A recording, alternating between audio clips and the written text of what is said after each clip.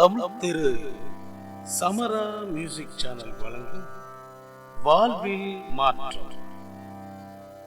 ஐயன் திருவள்ளுவர் அருளிய திருக்குறள் தினம். பாருங்க பகிர்க, பாருங்க பகிர்க.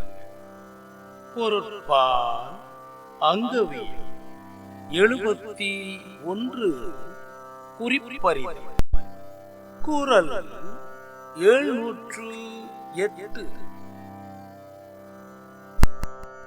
முகம் நோக்கி நிற்க அமையும், அகம் நோக்கி உற்றது உணர்வார் பெறின். முகம் நோக்கி நிற்க அமையும், அகம் நோக்கி உற்றது உணர்வார் பெறின்.